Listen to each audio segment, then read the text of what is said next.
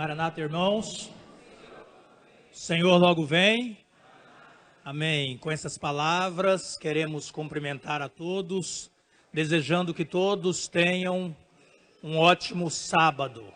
Aproveitamos para fazer menção daqueles que estão acompanhando também pela internet, que estejam todos sendo abençoados com a paz do Senhor Jesus Cristo. Não posso deixar de mencionar que encontro aqui um companheiro de outras ocasiões, nobre Tiago, prazer revê-lo, e em seu nome quero cumprimentar casualmente outros que já nos conhecem de outras ocasiões, né? Deus seja louvado com a voz de vocês que louvaram aqui ao Senhor. Nesta manhã vamos abrir as Escrituras no livro de Mateus, no capítulo 19, a partir do versículo 16. Vamos ler duas passagens bíblicas, a primeira delas em Mateus 19 e a segunda em Marcos, no capítulo 10. Esta é uma passagem bastante conhecida, é uma história bastante conhecida, da qual podemos extrair boas lições para nossas vidas. Quero aproveitar e fazer menção também da irmã Fátima, que nos estendeu esse convite, né? Para nós é sempre uma alegria compartilhar a palavra do Senhor. Leiamos a palavra de Deus. Mateus, capítulo 19, versículo 16 em diante. Eis que alguém se aproximou de Jesus e lhe perguntou: Mestre, que farei de bom para ter a vida eterna? Respondeu-lhe Jesus: Por que você me pergunta sobre o que é bom? Há somente um que é bom. Se você quer entrar na vida, obedeça aos mandamentos. Quais? Perguntou ele. Jesus respondeu: Não matarás, não adulterarás, não furtarás, não darás falso testemunho, honra teu pai e tua mãe, amarás o teu próximo como a ti mesmo. Disse-lhe o jovem: Tudo isso tenho obedecido, o que me falta ainda?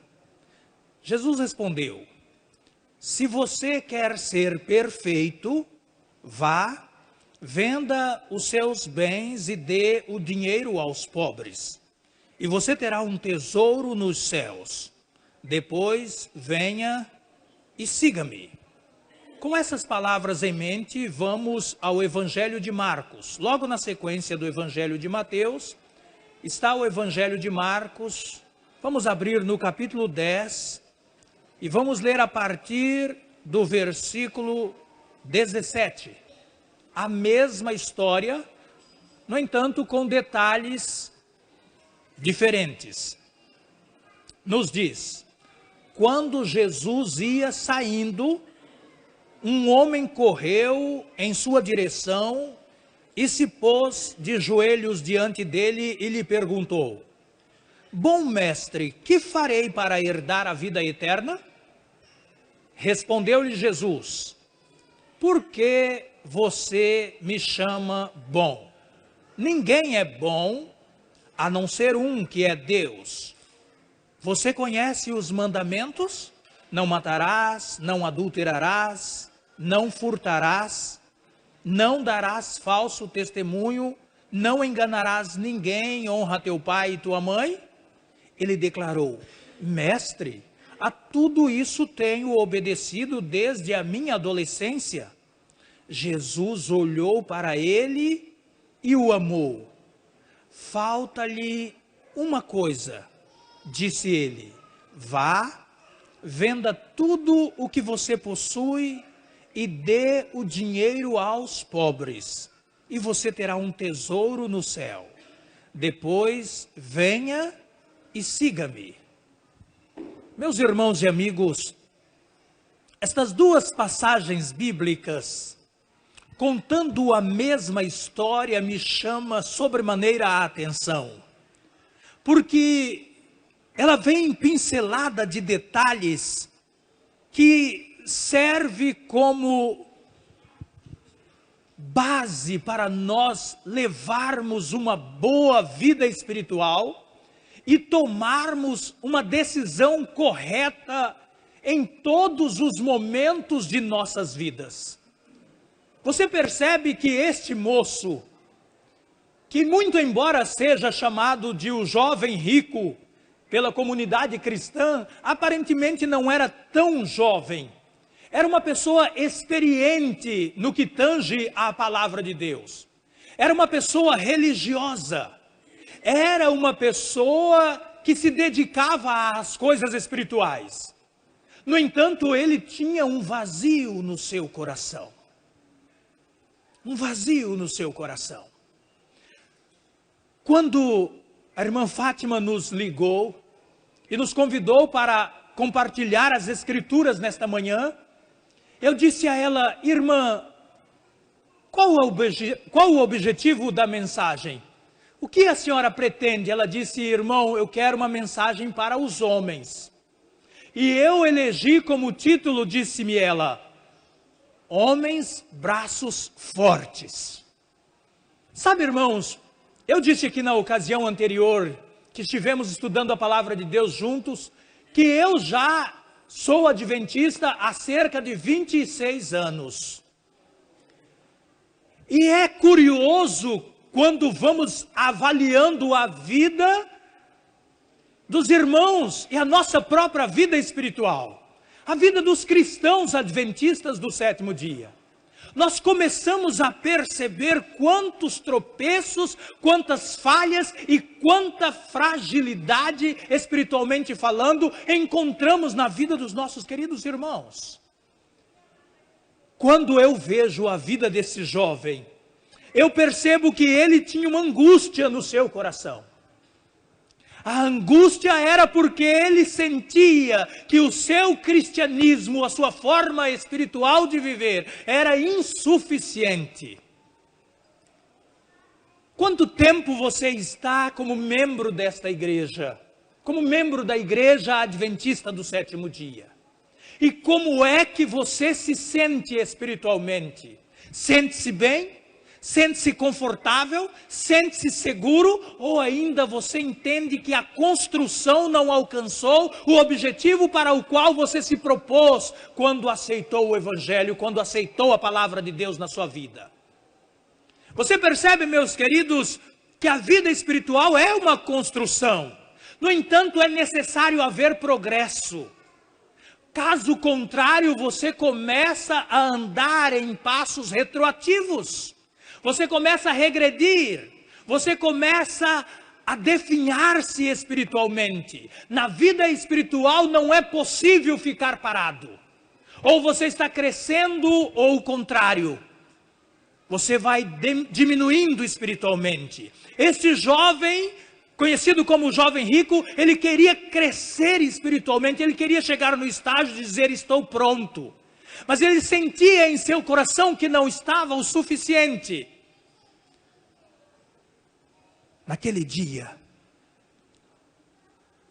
ele viu uma luz que queimava na escuridão. Ele percebeu a maneira de Cristo tratando com as pessoas.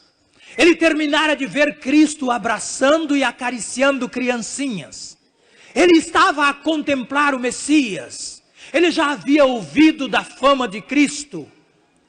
E ele começou a imaginar que de repente, tudo que ele sempre buscou encontrava-se naquela pessoa.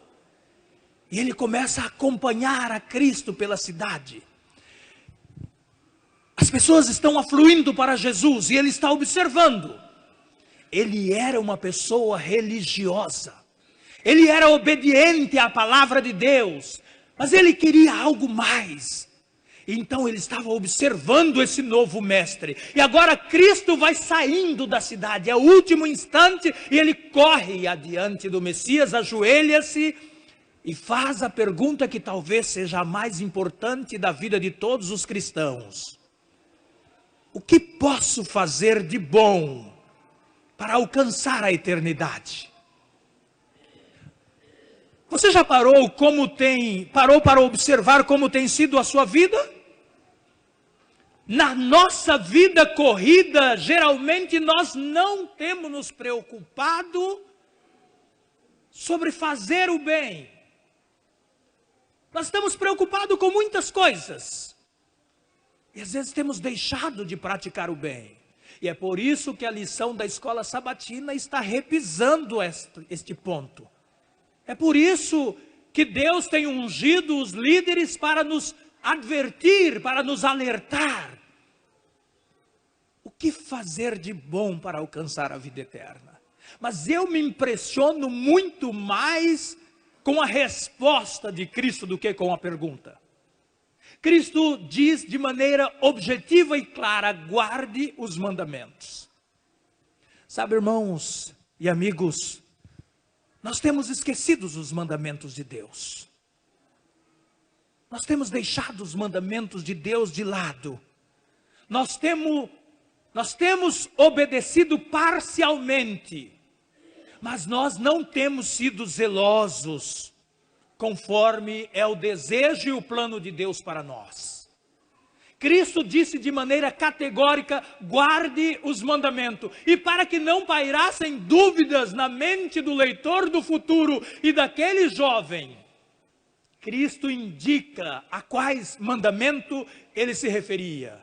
E aquele jovem também questiona: mas quais mandamentos? E Cristo começa a pontuar alguns dos 10 mandamentos. Uma vez eu ouvi uma história que eu acredito ser uma história. A diferença é que a segunda não é real. Eu acredito ser uma história. Que um grupo de jovens adventistas foram presos numa noite.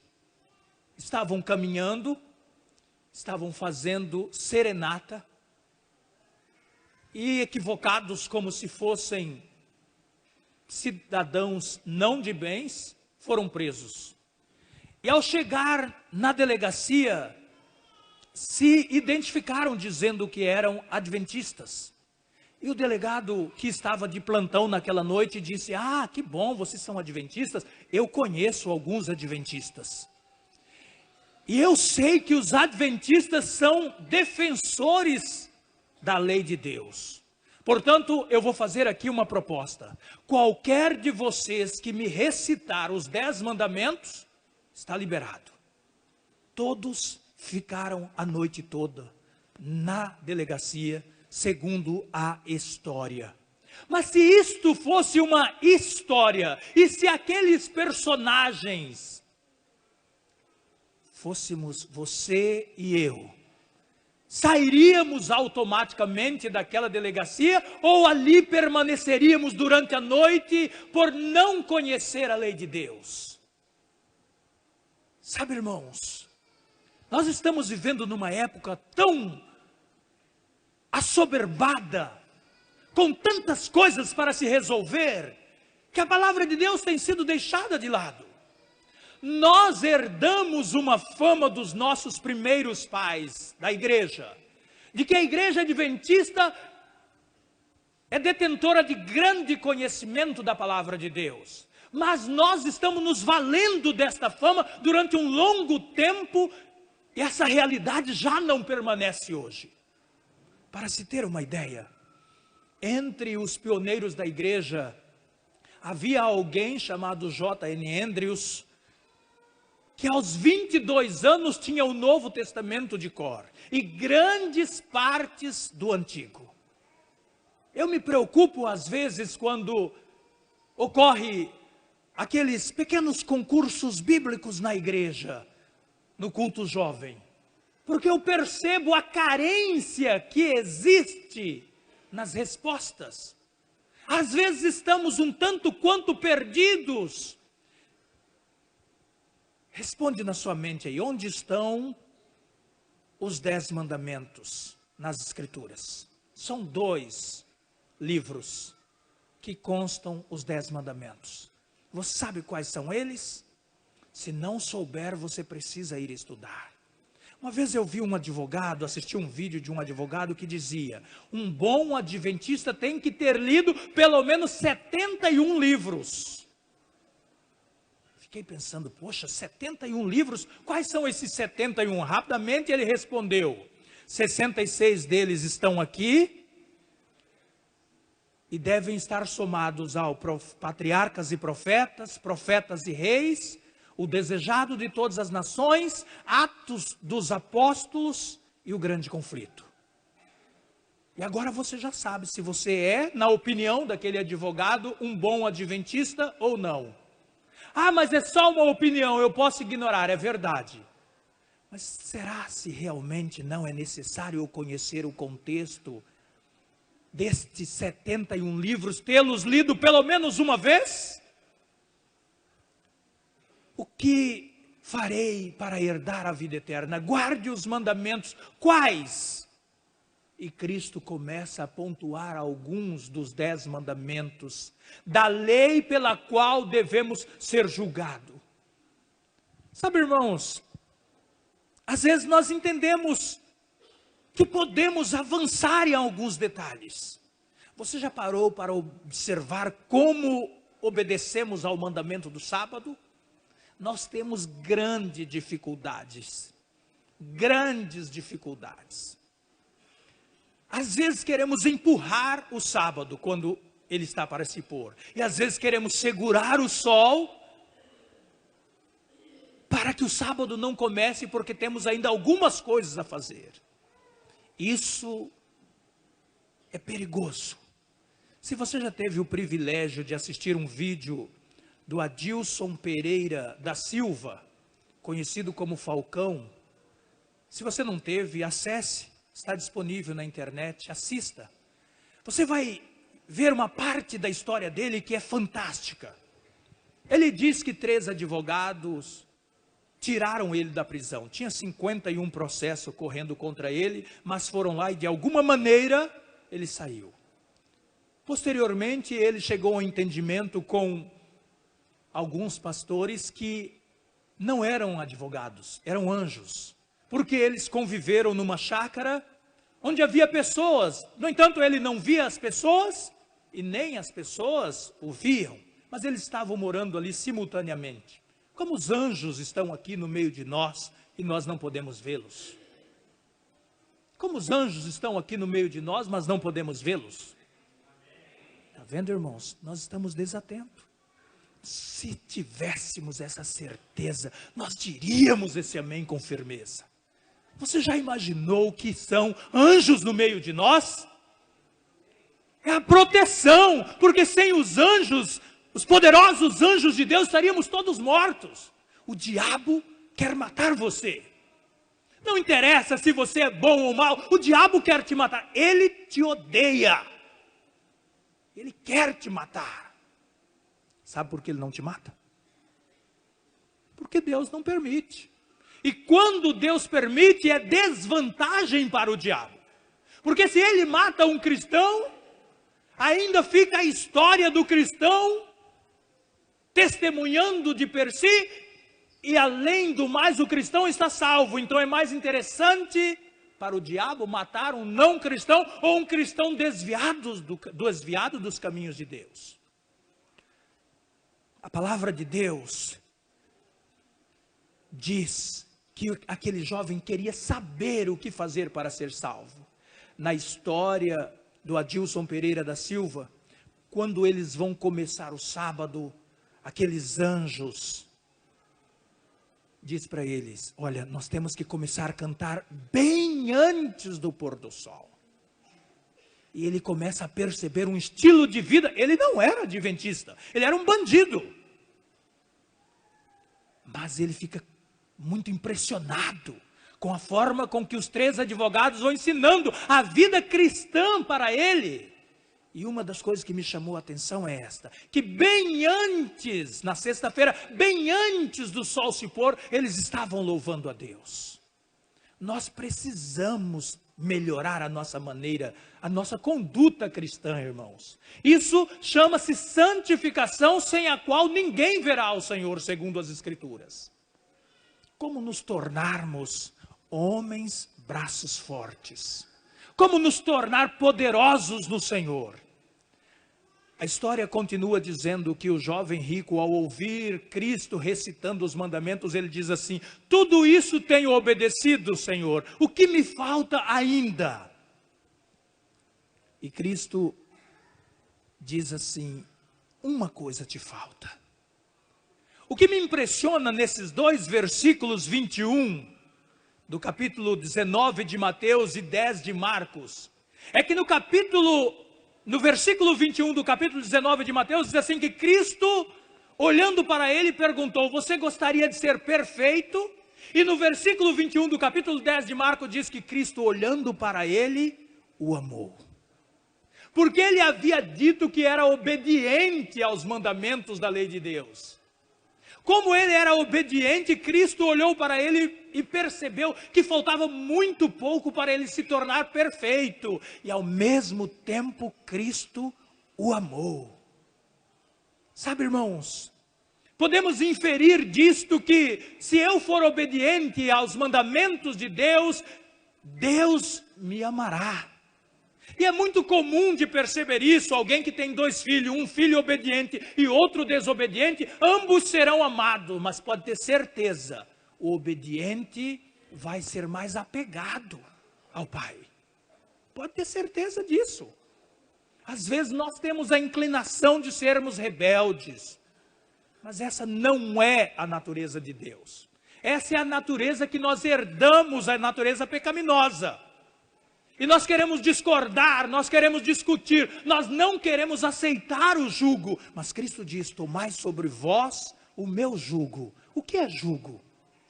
De maneira clara, jugo é aquela madeira que se coloca no pescoço do animal. Cristo diz: o meu jugo, tomai sobre vós o meu jugo. O meu jugo é suave e o meu fardo é leve. Nós somos rebeldes por natureza. Quando a gente fala alguma coisa dura, a gente quer revidar. A gente pensa: poxa, o que está dizendo? Não é assim. Nós não queremos ser submisso. Nós não queremos aceitar. Nós não queremos obedecer. Essa natureza é a natureza que nós herdamos. Mas Cristo olhou para aquele jovem e disse: uma coisa te falta. Sabe, meus queridos, o que é faltar só uma coisa? Se Cristo olhasse para você, se essa pergunta fosse a sua: Senhor, tudo isso tenho feito, o que me falta ainda?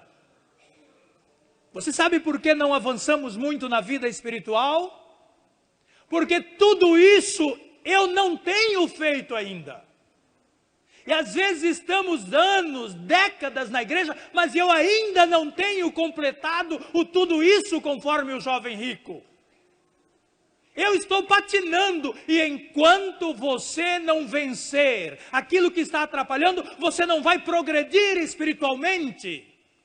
Porque a vida espiritual é uma progressão, e Deus não se revela a você, e Deus não o habilita enquanto você não vencer uma dificuldade que está pendente na sua vida, especialmente se você já a conhece. Porque os pecados conhecidos são os que nos amarram. E às vezes a pessoa está na igreja há 20 anos, 30 anos, às vezes é líder na igreja durante tanto tempo. Eu fiquei impressionado com uma igreja em Barra do Bugres. Lá nós temos 3 igrejas. Uma delas é a igreja conhecida como Igreja de Vila Rio Branco. E nós tínhamos 4 anciãos na igreja.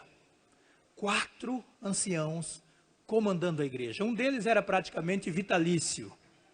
Já estava na igreja desde quando eu entrei até essa época. Isso ocorreu em um ano. Num outro ano, os 4 anciãos estavam excluídos da igreja.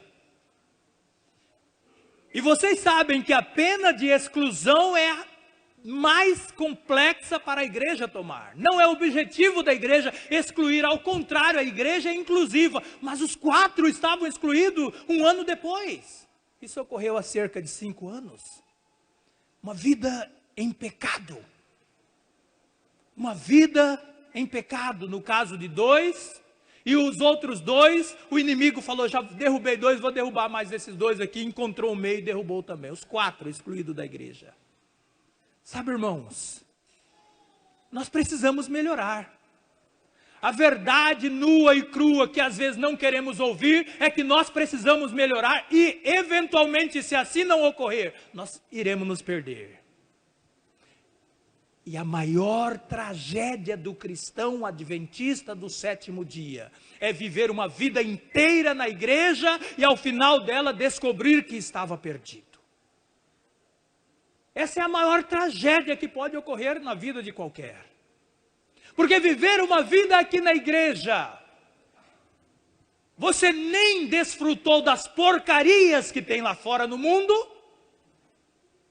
e também não desfrutou aqui dentro porque você não era um cristão autêntico. Eu tenho percebido que é muito difícil conseguir a alegria da salvação. E é por isso que muitas vezes nós somos tristonhos. Somos, até um certo ponto, jururu. Porque a nossa vida, ela não está adequada. Então o sentimento de culpa, a nossa consciência, o inimigo está sempre nos acusando. E a gente cai e volta a cair, cai e volta a cair. Aqui estava um jovem dizendo: Senhor, tudo isto, todos os mandamentos, tenho cumprido desde a minha juventude, desde a minha adolescência. Mas muitos de nós ainda não conseguimos cumprir tudo isso. O apóstolo Paulo usa a alegoria dos estádios. Ele diz assim: nos estádios todos correm, mas um só leva o prêmio. Correi de tal maneira que o alcanceis. É necessário envidar esforços, e muitos estão brincando com a questão da salvação. Não estão querendo correr o suficiente, não estão querendo se envolver o suficiente, estão envolvidos com tantas coisas que não vai levar a nada. E Cristo pergunta: o que adianta ao homem ganhar o mundo inteiro e perder a sua alma? Ou o que daria você em troca da sua alma, em troca da sua salvação? Tudo isto tenho guardado. O que me falta ainda? Perguntou. E Cristo respondeu: falta-te uma coisa. Falta você parar. Falta você criar vergonha na sua cara e parar de olhar para a mulher alheia. Talvez dissesse isso para alguém. Ocorreu com um ancião nosso lá. Estava com 2 mulheres. Mas o pior não foi isso. Quando descobriram que ele estava com 2 mulheres, ele deixou claro que ele queria continuar com as 2. Não queria deixar. A esposa dele nos procurou para dividir os bens. Estava desolada a irmã. E ela dizia assim para mim: João Neves, o que me deixa mais chateada é que ele mesmo, depois de todo esse escândalo, ele não quer deixar a outra. Você acredita? Eu digo: acredito, irmã. Porque quando o diabo pega o camarada, ele sacode, coloca ele de cabeça para baixo, mexe e pronto. E fica preso ali. E se você tem um pecado na sua vida, você vai saber do que eu vou falar agora. Se você tem uma fraqueza, a qual você sempre obedece, aquilo é a porta de entrada do diabo na sua vida. E toda vez que surge a oportunidade para essa fragilidade sua, o diabo te abraça e te leva, e você vai feito um carneirinho que vai para ser morto e não percebe, mas você vai. Uma coisa ainda te falta. Se você não empreender essa luta com todas as suas forças, você vai se perder. Você vai terminar sendo queimado. Tem muita gente brincando com a vida espiritual. Tem muita gente brincando com a vida espiritual, irmãos. Nós temos que levar isso muito mais a sério do que o temos feito. Ser cristão não significa vir aqui ouvir uma mensagem, seja de alegria, seja de tristeza, seja de repreensão, seja de consolo. Não é isto. Ser cristão é um cotidiano de vida, é um propósito de andar com Deus. E eu e você temos carência de andar com Deus. Nós estamos necessitados de andar com Deus. Temos que melhorar. Eu vou fazer uma proposta para você. Se você ainda não fez isso na sua vida, faça. Eu peguei um dia 2 cartolinas, fiz um relógio em ambas, com lápis, um relógio grande, e dividi cada hora do dia, as 24, e tomei nota da minha vida real, dentro das 24 horas do meu dia, e tomei nota da minha vida ideal. Aquilo que eu sou, vivendo, e aquilo que eu entendo que seria o suficiente para eu alcançar a salvação, aquilo que eu gostaria de viver. Curiosamente, irmãos, eu percebi que do meu real, da minha vida real, para a minha vida ideal, está longe daquilo que é necessário para alcançar a salvação.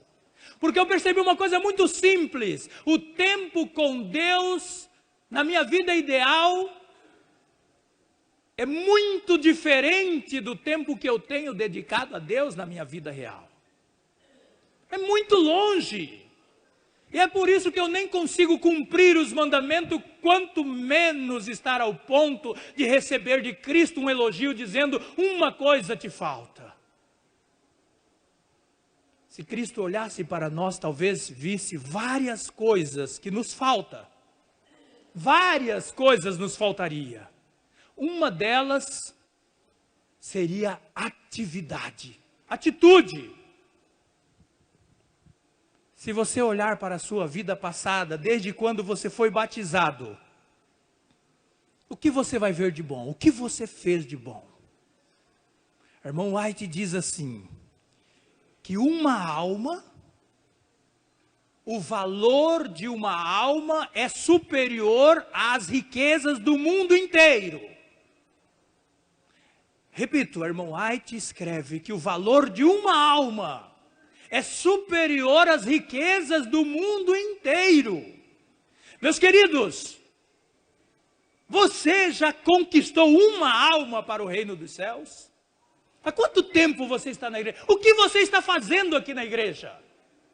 Você não pode estar aqui perdendo tempo. Você foi chamado para ser soldado. Você foi chamado para ser vencedor. Você foi chamado para derrotar o inimigo. Você foi chamado para ser uma pedra de diamante brilhante nas mãos de Deus.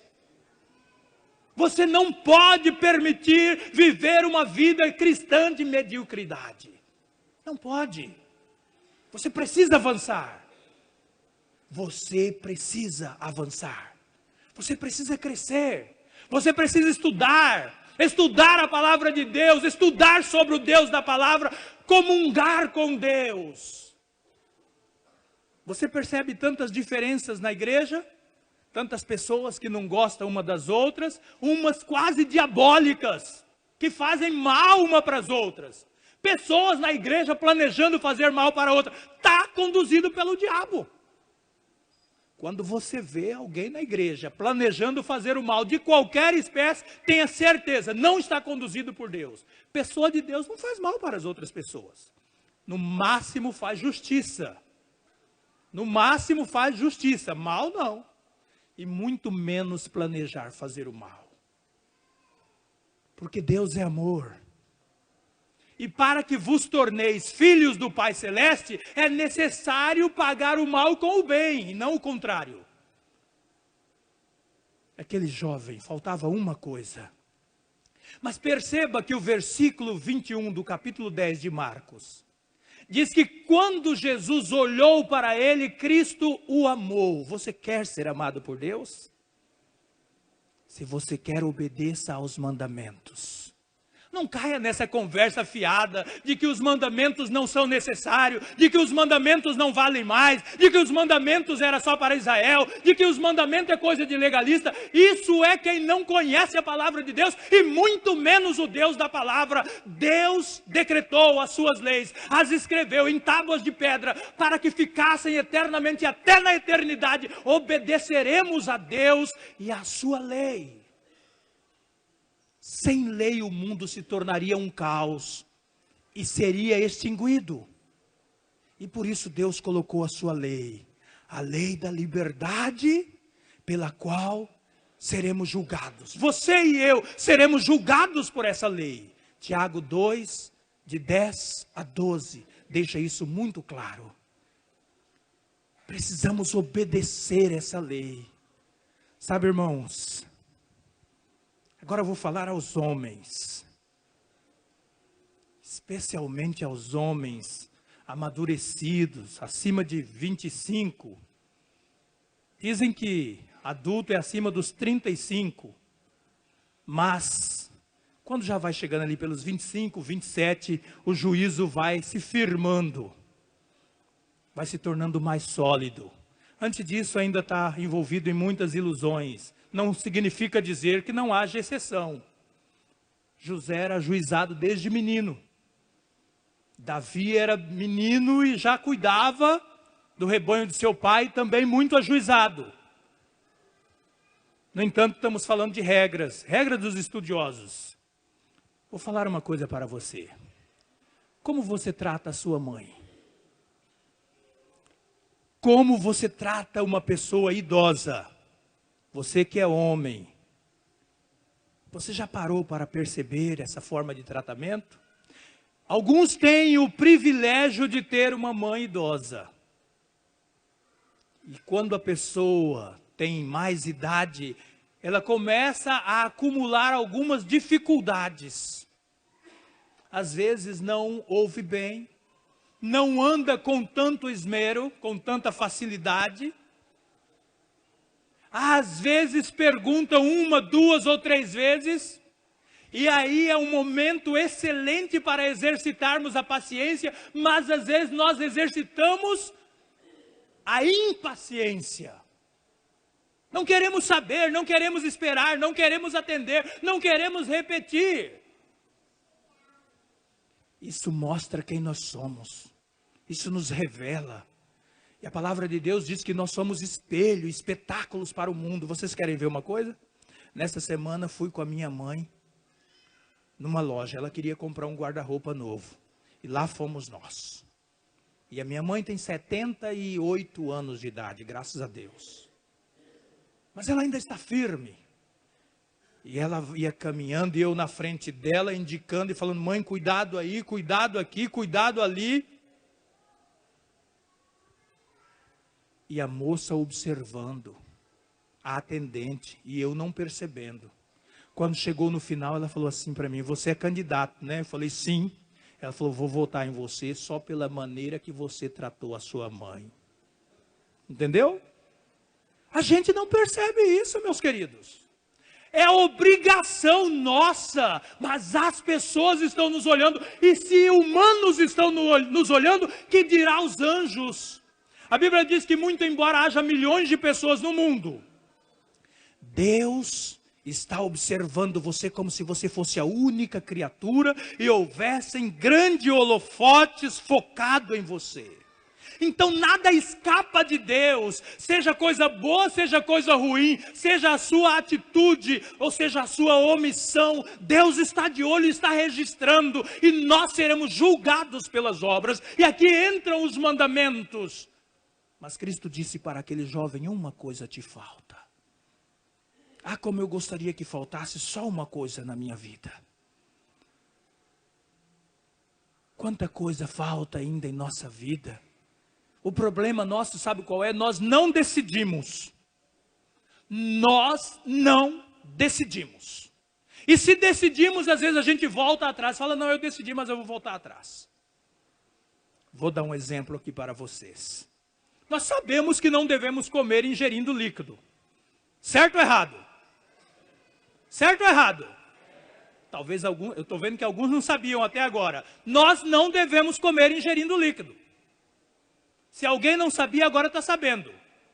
Mas nós somos teimosos e vamos continuar fazendo isso muito tempo depois. Quem é que está falando? Analisa as leis de saúde e veja. Analisa que você vai ver. Eu não estou dizendo que essa regra não tem exceção. Elias comeu e bebeu lá na beira do riacho. O anjo disse para ele: Elias, come e bebe porque a jornada vai ser longa. Mas essa não é a regra.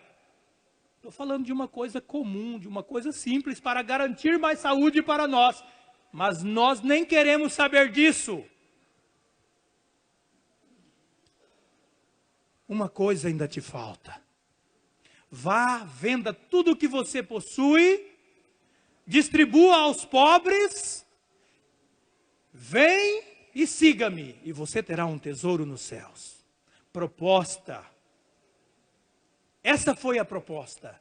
Sabe o que a irmã White escreve no livro Desejado de Todas as Nações?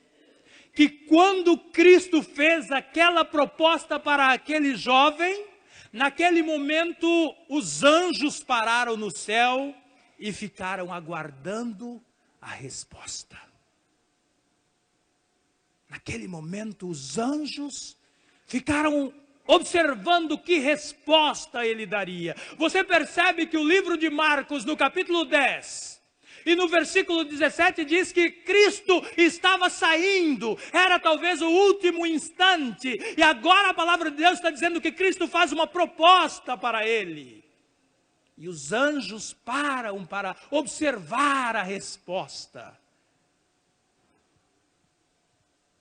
Mas a palavra de Deus diz que ele retirou-se triste.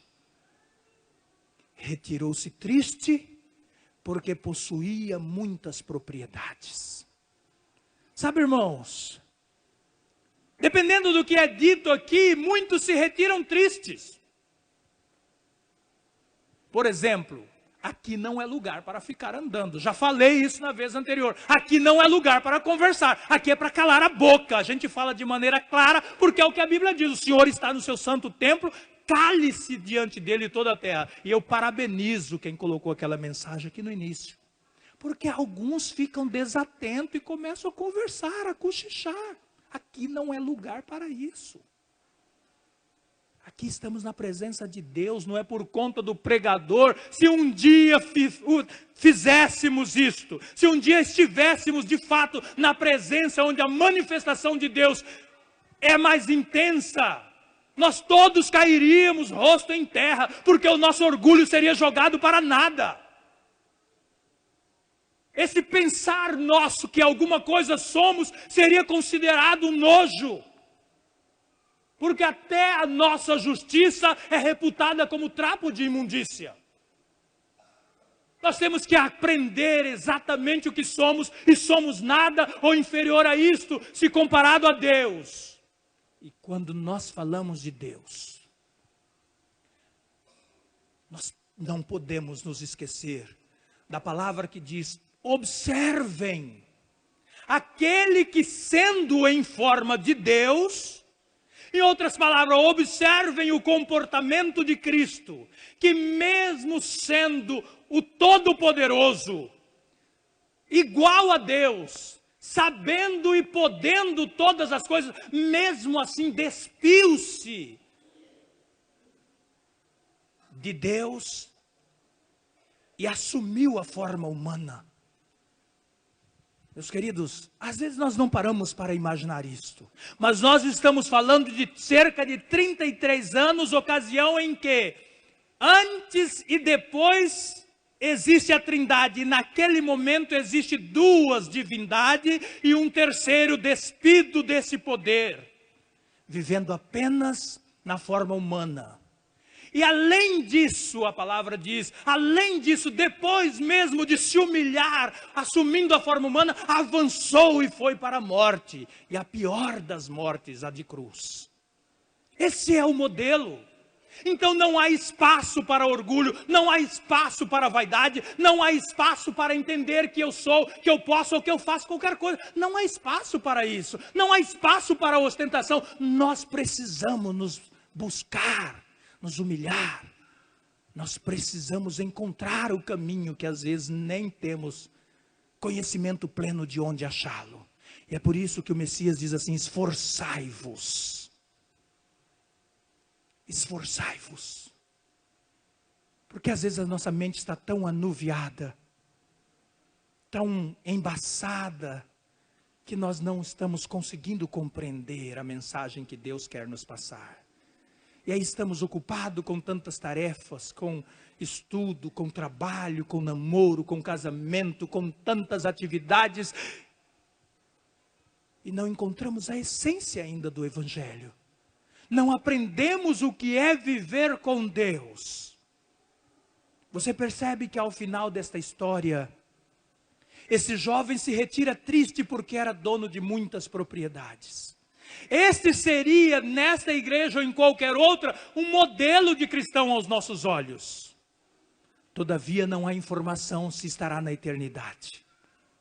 Ao contrário, a irmã White pincela os últimos momentos da história do jovem rico com tristeza, dizendo que afastou-se para não mais voltar. Eu quero contar uma história para vocês, para concluir a mensagem nesta manhã. Para deixar claro a necessidade de buscar intensamente o reino de Deus, abrindo os nossos olhos para compreendermos o que é necessário fazer e viver para alcançar a eternidade. Nós temos umas primas que moram aqui em Cuiabá, mais especificamente ali no bairro São Gonçalo. E elas já são pessoas de mais idade, porque são filhas da minha tia mais velha, irmã da minha mãe, que era uma das mais novas da família de meu avô. E entre essas primas tem uma chamada Mariinha, que nós a chamamos assim carinhosamente. O nome dela é Maria, nome da minha mãe. E ela cresceu junto com a minha mãe, muito embora minha mãe sendo tia dela, ambas eram mais ou menos da mesma época. De modo que hoje a prima Mariinha tem cerca de mais de 60 anos, não sei precisar exatamente a idade, mas já é uma pessoa idosa. Minha mãe está com 78. Um dia eu vim visitá-la. E ela começou a me contar histórias antigas de quando ela e minha mãe eram adolescentes, juvenis, naqueles tempos, moravam no sítio. E ela disse que uma das grandes curiosidades dela era ver a bandeira brasileira. Porque sempre que alguém vinha aqui em Cuiabá, voltava lá para aquelas terras, na região que eles chamavam de Cuiabazinho, aqui do lado de Nobres, Alto Paraguai, não sei exatamente onde ficava, eu sei que era para aquelas bandas. Sempre que alguém vinha aqui, voltava dizendo que viu a bandeira e que era muito bonita. E que era colorida, e que era azul, amarela, verde, e que tinha estrela. E ela, na sua mentalidade juvenil, ficava pensando, o que é isso, bandeira brasileira? Essas cores, dizem que tem estrela, como é que é isso, o que é isso? E ela nem imaginava o que seria a bandeira brasileira. Nem imaginava a estrutura, se era um tecido, se era alguma outra coisa, se era um móvel, ela não fazia ideia, mas ela tinha essa curiosidade aguçando cada vez mais na cabeça dela. E um dia, naquelas bandas, naquele sítio, muita coisa não tinha aparecido ainda. Estamos falando aí de cerca de 60 e tantos anos, mais ou menos isso, 60 anos. E um dia apareceu alguém com uma bicicleta.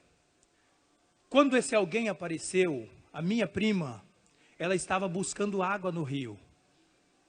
Ela buscava a água, diz que era serviço das mulheres naquela época, a cerca de 2 quilômetros ficava o rio. E vinha com o balde na cabeça. E ela vinha com o balde na cabeça e quando chegou, havia uma regra na casa da minha avó, que se chegassem, as meninas chegassem, isso servia para filhas, para as netas, para todo mundo, chegasse e percebesse vestígio de homem, era para entrar pela porta do fundo, proibido entrar pela porta da frente, porque certamente o homem, o visitante, estaria na sala. E a casa era três peças, a sala, uma parte do meio que eles chamavam de camarinha, onde armavam as redes e dormiam todos, e a cozinha. Então a minha prima chegou com o balde na cabeça e viu a bicicleta ali do lado de fora. E quando ela viu a bicicleta, ela ficou impressionada. Ela não sabia o nome, não sabia o que era, mas ela viu aquelas fitas coloridas, tinha buzina. E ela foi olhando aquilo, pareceu para ela uma nave espacial, uma coisa de outro mundo. E ela ficou analisando, viu as rodas, era colorida, era bonita, a garupa era estofada, era uma bicicleta daquela charmosa. Aquela bicicleta naquela época era como você ter talvez uma Ferrari hoje, não sei se estou exagerando na comparação, mas era uma coisa de outro mundo, ela nunca tinha visto. E ela chegou, viu aquela coisa incrível, ela diz assim: primo, foi a coisa mais linda até aquele dia que eu já tinha visto. E eu rapidamente fui pela porta do fundo, entrei na cozinha e encontrei a sua mãe. E quando encontrei assim, falei: tia, que coisa incrível, que coisa maravilhosa, o que é isso que está aí fora? Por acaso isso é a bandeira brasileira? E a minha mãe, um pouco mais de idade, uns 5 anos, já tinha um pouco mais de conhecimento, disse: não, prima, essa é a tal da bicicleta. Sabe, meus queridos, quando a minha prima me contou essa história, ela diz assim: primo, naquele dia eu percebi o mundo que eu vivia. Era como se tivessem me tirado de um mundo preto e branco e me passassem para um mundo colorido. E enquanto ela fala com emoção na voz, eu começo a imaginar a vida espiritual. Ela me contando, nós sentados ali no batente da porta da casa dela, e ela me contando essa história, e eu começo a imaginar espiritualmente essa lição de vida, essa história que serve de alegoria. Quantos de nós estamos vivendo no mundo preto e branco, quando há um mundo maravilhoso, colorido, preparado por Deus para você? E ficamos envolvidos com tantas coisas e com tantas informações equivocadas, tão somente porque não buscamos o suficiente. Meus queridos, nesta manhã eu quero fazer um desafio para você. Eu não posso deixar de desafiá-lo. Eu quero desafiá-lo a avançar espiritualmente. Eu quero desafiá-lo a tomar uma decisão de abandonar os seus pecados conhecidos. Não é possível mais você continuar nessas mesmas práticas que você já sabe que vai te levar para o inferno, e você está nela há tanto tempo. Você tem que abandonar essa vida. Você precisa deixar o diabo longe de você, segurar nas mãos de Deus e caminhar para a eternidade. Isso é cristianismo. Permitir que Deus te conduza e não que o diabo afete a sua vida. E eu quero ver as mãos daqueles que querem tomar essa decisão nessa manhã, se eventualmente não tomaram ainda. Deus seja louvado. Deus o abençoe. Deus está olhando para você. Ele está sondando o seu coração. E Ele está percebendo se você fez isto com a sua alma, com o seu entendimento, se realmente você está querendo tomar essa decisão. Se isso não é uma ilusão na sua vida. Eu vou orar por você. E eu peço que você ore por mim. Nessa guerra nós somos soldados que estamos no mesmo exército. O inimigo é o diabo, os demônios, anjos caídos que querem nos devorar. Mas enquanto a palavra de Deus diz que o inimigo anda em derredor, um pouco mais longe, como leão, os anjos do Senhor acampam-se ao redor, um pouco mais perto daquele que os temem e os livra. O anjo do Senhor nesta manhã quer livrar você. E Ele quer livrar você durante toda a sua vida. Não permita viver num mundo preto e branco, de ilusões que o diabo está oferecendo. Seja homens, braços fortes. Mulheres, braços fortes. E a única maneira de fortalecer nossos braços é segurar nas mãos de Cristo e permitir que Ele nos conduza. Para isso você precisa policiar o seu tempo e dedicar-se a Ele. Eu vou convidar o quinteto para louvar ao Senhor mais uma vez. E enquanto eles adoram a Deus com a música, eu vou pedir que você ore a Deus. Consagre a sua vida a Deus. E que Deus o abençoe em nome do Senhor Jesus.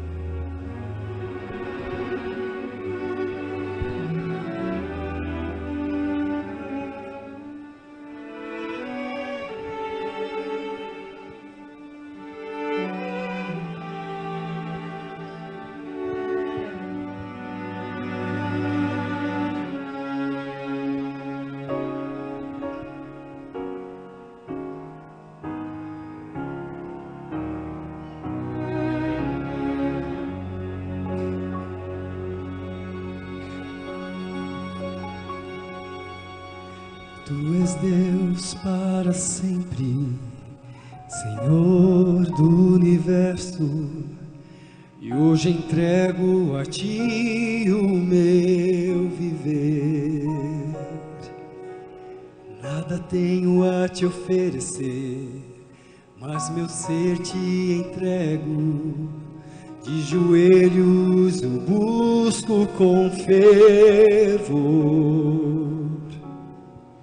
Marca o meu viver, eu quero a diferença ser. Me criaste pra o servir. Toma, Deus, meu viver consagrado, quero ser. Toma, Deus, em tua mão e transforma meu coração ao Senhor, meu viver.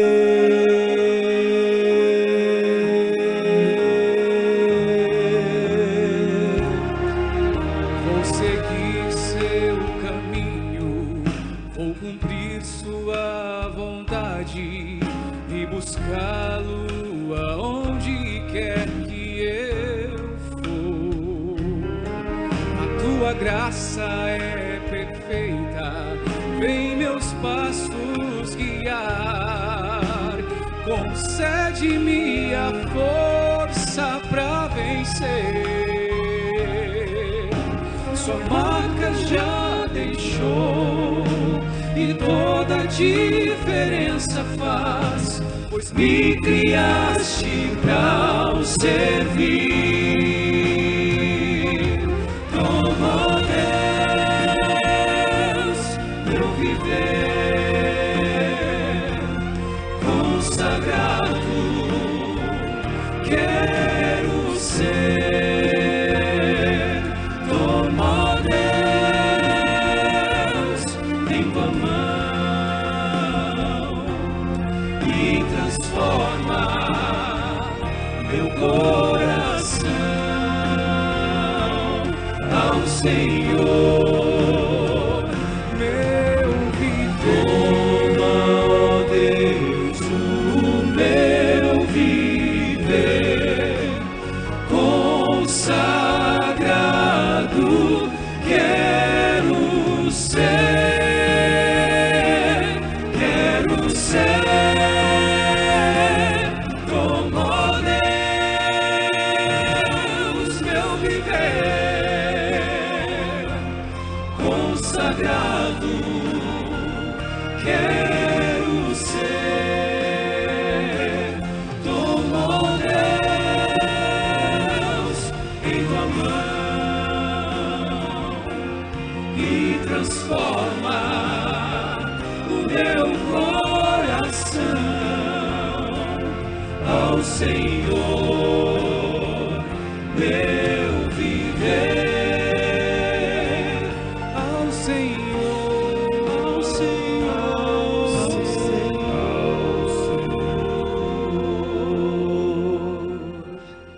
meu viver.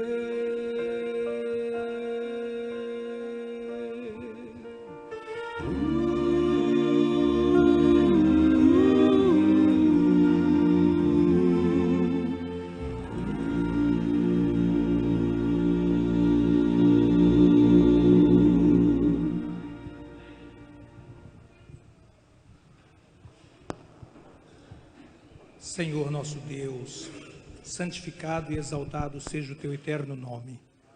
Nós agradecemos o privilégio de estar na tua casa, de ouvir a tua palavra, de ouvir boas mensagens que tocaram nossos corações através da música. Queremos suplicar que o teu Santo Espírito esteja conosco, para que se realize em nós o teu querer e o teu efetuar.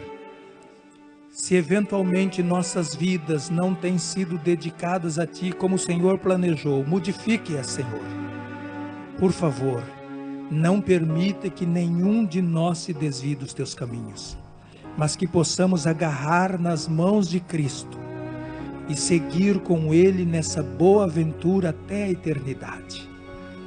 Desprenda de nós todo o embaraço que queira nos atrapalhar de seguir contigo, e que possamos tomar a decisão de andar na Tua presença, na Tua companhia, todos os dias de nossas vidas. Nós oramos agradecidos pelo privilégio de estar esta manhã com o Senhor, e em nome do Senhor Jesus. Amém.